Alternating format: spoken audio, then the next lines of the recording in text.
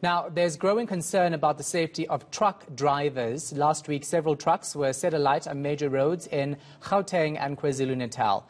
It's reported some drivers were injured after shots were fired. The latest attack was last night in Wadeville, Germiston. Mangoba Mkunu is following this story for us. So what's the situation on the ground? Drivers, of course, must be fearing their safety. Indeed, Shahan, many of the drivers saying that they fear for their lives. We did speak to some of the drivers at a truck depot in Johannesburg who say that they've been stuck at that truck depot due to the fact that they fear that they could be victims of this violence that has been going on for the past week or so. We do know that here in Gauteng, about 15 trucks were torched from Friday. And of course, police saying that a further 3 trucks were also burnt in Gauteng on the East Rand on Monday, leaving one of the truck drivers dead. We have been told that a 55-year-old truck driver was killed. He was burnt in his truck last night when some of those attackers attacked his truck. We also understand that another man is in a critical condition. He's in hospital after his truck was also set alight last night. In fact, we also spoke to another driver of a third incident, also on the East Rand, who says that he had a lucky escape yesterday. His truck was also shot at. So the situation is quite tense at the moment, Shahan, and certainly many of the drivers, especially foreign drivers, saying that they fear for their safety. Let's take a listen to what one of those drivers had to say on this. Very much scared. I was supposed to leave like 2 days back. I'm still parked here. I haven't moved because of the same happenings. At some reasons, we're trying to reason with them drivers of here, saying there's a strike. You do not move because of conditions. I haven't moved, but it's a foreigner truck. So, of course, we are seeing similar incidents play out as we saw in July. Trucks being attacked when the All Truck Drivers Association or Foundation is holding a national shutdown. Pure coincidence or not?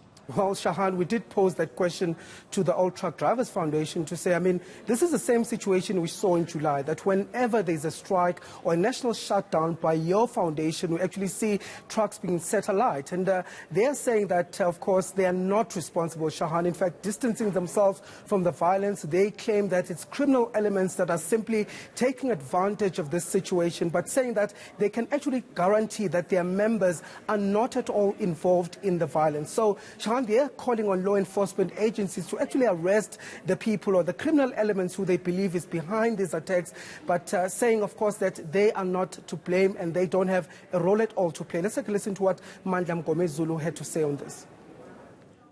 It's not our members. I'm sure it's not our members, because our members, they know that they can't protest by burning the trucks. They can't protest by shooting other people. We protect daylight. Our drivers and our members, we always spoke to them about how to protest. It's what they are doing.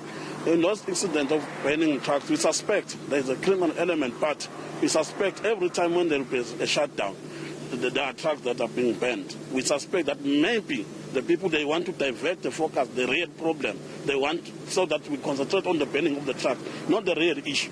The real issue are the companies. They are failing to comply with the law, because we are not just complaining. We have the law that is stated clear.